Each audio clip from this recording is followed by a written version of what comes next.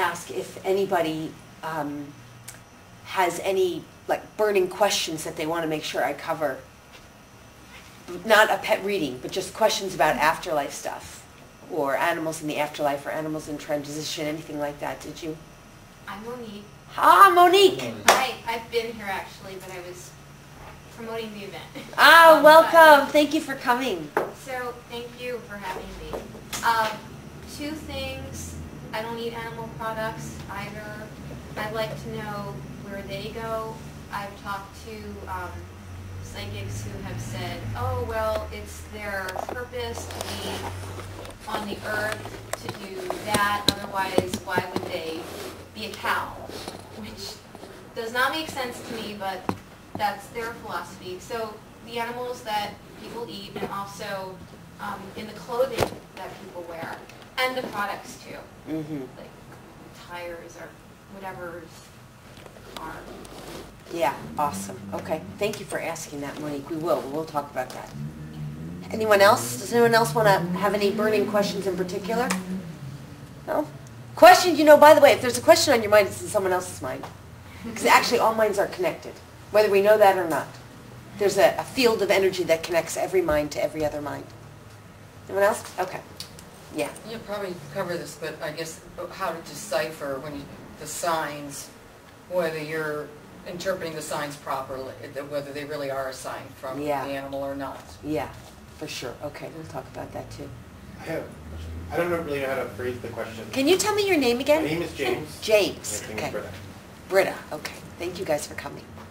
So I feel like I hear, you know, I'm connected to the other side with people that have passed. Mm-hmm.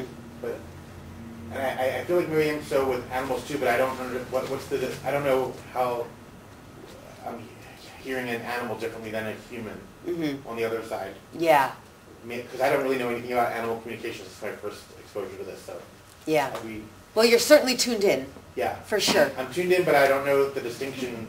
Do you hear animals as voices, like the way humans speak, or do you? I don't know. How do you hear animals? Well, okay, so I'll answer all those questions, okay? I just want to make sure I'm getting, because I can talk about a lot of different directions, and I want to make sure I cover your questions. Does anyone else have any questions that they want to make sure? Just like the place they go to. Okay. I mean, you're probably going to. Awesome. Okay. So Miss Jenica was just, Jenica and Peach were both in my most recent animal communication course, and Heather is in the animal communication course we're doing right now, teleseminar. So, okay. Yeah, thanks for asking me. Great course, by the way. Yeah, love you, Jen. Okay, so, all right, so, well, let's start with that. So first of all, there's a lot of question of, do animals have souls? A lot of people wonder about that. And specifically with Monique's question, it's like, why would they sign up for that, right? Why would they agree to go through that? And the thing that a lot of us don't always understand is that we see things from a human perspective. And that's programmed into our brain. It's programmed into our genetics, our DNA.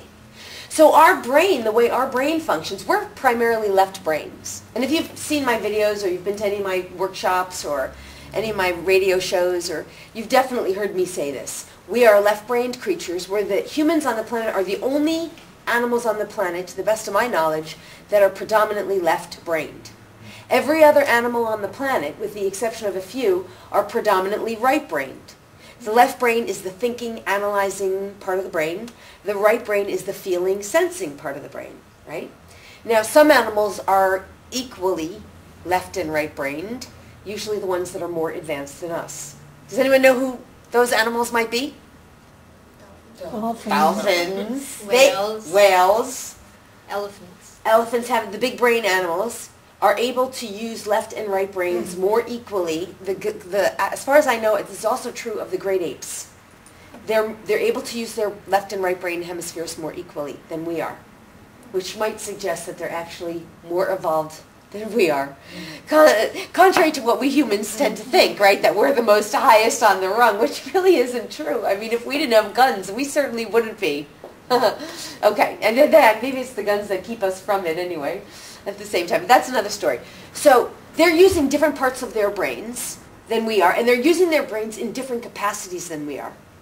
And so this right brain, and by the way, our brains are functioning that pretty much 90% of our brain is unconscious. We don't even consciously, we're not aware of that. And 10% of our brain is conscious. Now this is scientific information I'm giving here, right? So what's going on in the 10% is the way the majority of humans are operating. The lower 90% is what now we're getting to clear out. See, actually when we start clearing out that unconscious stuff and tapping into that, that's when we start accessing the truth of who we are. We stop acting unconsciously. So to get back to your question then, Monique, is stored up in the unconscious reservoirs, we start to know that we have contracts, we have agreements, we have purposes, and we come here in this reality that we exist in, which Earth and our experience on Earth is a 3D reality. We see things in terms of distance, height and distance, right? 3 dimensions. We hear things, that's another dimension of reality, and we have light. Those are the dimensions in this experience. Height, distance, height and depth, width, that's one dimension. Space, effectively, that's a dimension. Another dimension is light, and another dimension is sound. And all of those things happen in the 3D reality. Now, once we start moving into other dimensions, we'll start tapping into that unconscious aspect of ourselves, and we can start connecting with Creator, Source, and the consciousness of other living beings. Our soul is the thing that lives inside the body, the truth of who we are, right? So the part of us right now, most of us, we've been walking around thinking we're our body. We just didn't even separate from that concept. We were like, oh yeah, this is just me.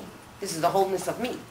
And Western science has been treating our body as if it's just all there is, mostly. Oh, maybe if you go to a psychiatrist or a psychologist, you're treating some of the thoughts and you're treating some of the emotions, but you're not really addressing the totality of the being.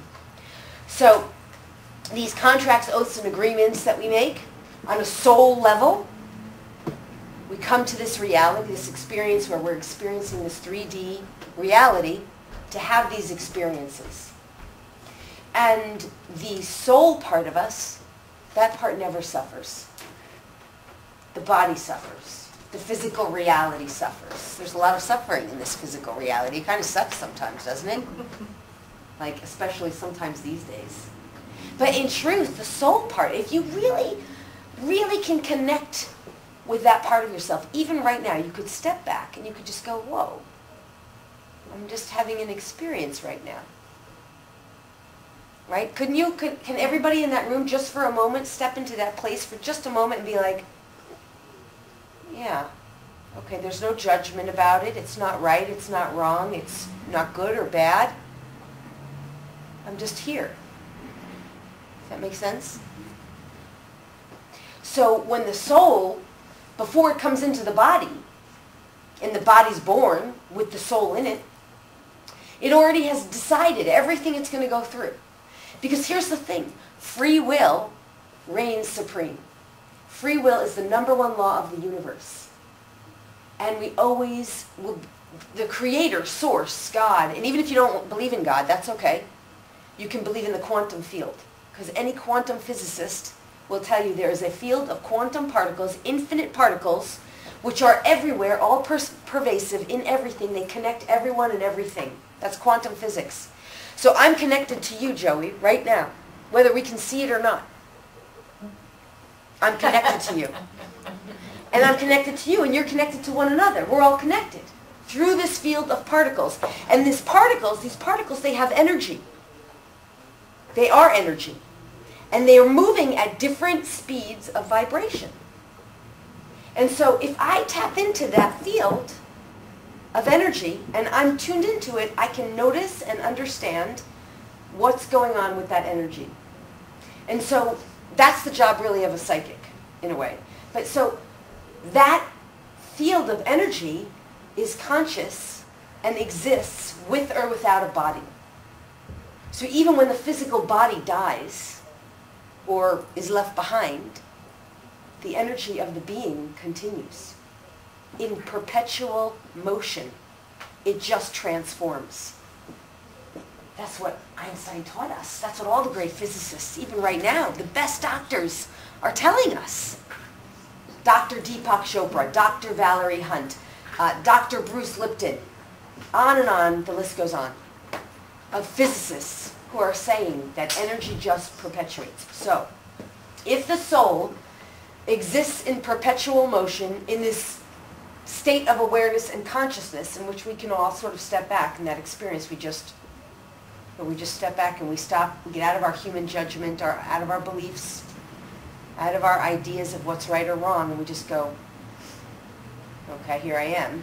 Then we can know that that soul continues to exist, with or without the body, and it made these agreements because it knew that the whole thing was just a bunch of energy, and that it was going to have this experience and be able to observe it and participate in it, and as it did have this experience, other beings would get to learn from it and share in the experience.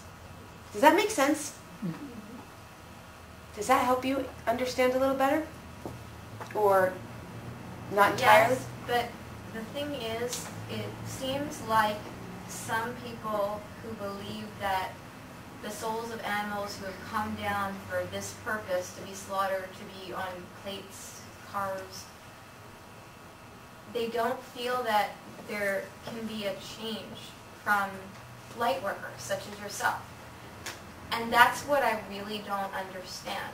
Like, okay, if you believe that the animal has come here for that purpose, that's fine, but I want to change that. Yes. Okay? I don't want those souls to keep coming down That's here right. for that. It doesn't make sense. Beautiful. Especially when we don't even need them. I mean, people prosper on a plant-based diet. Even Einstein went vegetarian, Yeah. so they say. Yeah. So, beautiful. I want that to change too. That's where I started when I was saying, how do I be of service to animals on a global scale? I just thought I was going to be a great dog trainer. I didn't think I was going to become a light worker. I didn't know what I was asking for. The way to change things, Monique, is not to resist it. Because when we're working with energy, if we're working with energy, the energy of this makes me angry, this makes me mad, I want to change it. That energy creates more of that. Law of attraction. So the way to change it is actually not to resist or fight it. Because anytime you're fighting against something, you're actually giving it strength. The very thing.